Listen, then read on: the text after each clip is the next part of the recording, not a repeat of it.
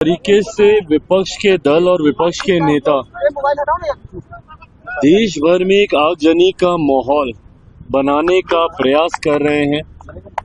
हिंदू मुस्लिम के बीच में जिस तरीके से विवाद खड़ा करने का प्रयास कर रहे हैं और ये प्रयास इनके द्वारा निरंतरता में किया गया। इससे पहले भी आप देख लीजिए जितने ऐसे विषय हैं, लोगों के बीच जाकर उनको भ्रमित करना, खास तौर पे मुसलमानों के बीच जाकर एक फॉल्स नैरेटिव सेट करने का काम इन लोगों ने निरंतरता में किया। जब सीए की भी जब बात आई थी, उस वक्त भी देश भर में इसी तरीके से आगजनी का माहौल इन्होंने बना के रखा था, अपने विवादित बयान देकर, अपनी बातों को से लोगों को भ्रमित कर एक नागरिकता देने वाले कानून को इन लोगों ने नागरिकता छीनने वाला कानून बताकर मुसलमानों के बीच रखने का काम किया। धारा 370 हटने पर भी इन लोगों ने यही कहा था कि देश भर में आगजनी का माहौल हो जाएगा। पर समय बीतने के साथ आज समझ में आता है कि ना सीए मुसलमानों के खिलाफ था, ना धारा 370 उस वक्त कहा जाता था कि अब कभी भी लोकतंत्र जम्मू कश्मीर में वापस बहाल नहीं होगा। क्या हुआ? वापस चुनाव हुए, उमर अब्दुल्ला जी की सरकार फिर वहां पे आ गई, सारी परिस्थितियां वैसी हो गई।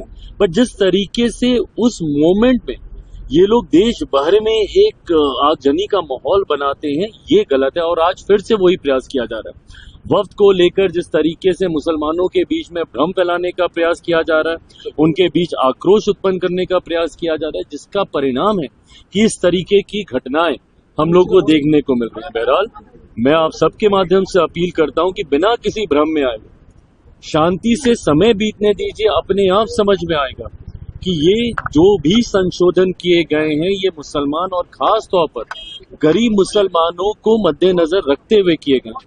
ट्रिपल तलाक को भी लेकर इसी तरीके का भ्रम फैलाया गया था। ये तमाम संशोधन मुसलमान महिलाएं, गरीब मुसलमानों को मद्देनजर रखते हुए किए गए हैं। ऐसे में इस तरीके की घटनाओं की भारत जैसे लोकतांत्रिक देश में कहीं कोई जगह नहीं।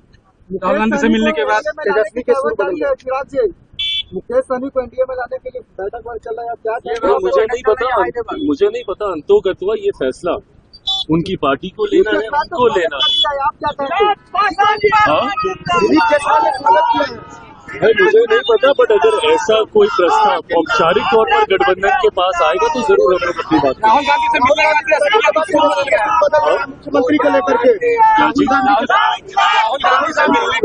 राहुल गांधी के साथ बैठक के बाद तेजस्वी के सुर बदल गए हैं बिहार विधानसभा चुनाव। पर मुझे नहीं पता कि उनके सुर बदले हैं नहीं बदले हैं, पर इतना जरूर पता है कि महागठबंधन के भीतर तो कम से कम सब कुछ ठीक नहीं चल रहा।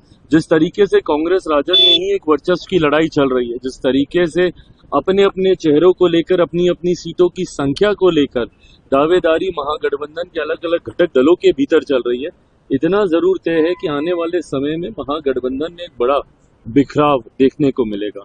बहरहाल मेरी चिंता वो नहीं, मेरी चिंता अपने गठबंधन को लेकर है। कैसे और मजबूती के साथ हम लोग गठबंधन को एक ऐतिहासिक जीत की ओर लेकर चलें, पूरा ध्यान हम लोगों का उस ओर केंद्रित है। और मैं मानता हूं कि ये जो 5 दलों का गठबंधन फिलहाल एनडीए का हम लोग का है, ये एक अपने में एक विनिंग कॉम्बिनेशन है। इस बार आप देखिएगा बिहार विधानसभा चुनाव परिणामों के बाद हम लोग का गठबंधन एक ऐतिहासिक जीत, ऑल टाइम हाई के साथ इस बार हम लोग जीतकर सरकार बनाने ईडी के खिलाफ कांग्रेस प्रदर्शन कर रही है। कांग्रेस के प्रदर्शन मेरी समझ के परे है। ये तमाम चीजें जांच का विषय है और अभी से नहीं, लंबे समय से इनको लेकर जांच चल रही है। अगर किसी ने कुछ गलत नहीं किया तो डरने की जरूरत नहीं है, पर अगर आपने गलत किया है तो दोषियों पे कार्रवाई होगी। सिर्फ इसलिए कि आप किसी बड़ी पार्टी के नेता हैं या आप किसी बड़े परिवार से आते हैं, इसलिए कानून आपके ऊपर जांच नहीं कर सकता, ये सोच ही गलत है। कानून के सामने सब एक बराबर हैं, भले आप कितने बड़े नेता हों या कितने बड़े परिवार से क्यों ना आते हो। बट अगर आप दोषी हैं तो आप पे कार्रवाई होगी। बट अगर आपने कुछ गलत नहीं किया तो फिर इन प्रदर्शनों का क्या मतलब है? आपको डर किस बात का है? अगर आपने कुछ गलत नहीं किया, जाइए अपनी बातों को रखिए और बेदाग वहां से निकल कर आइए। बट ये दर्शाता है कि कहीं ना कहीं भीतर चोर तो है ही।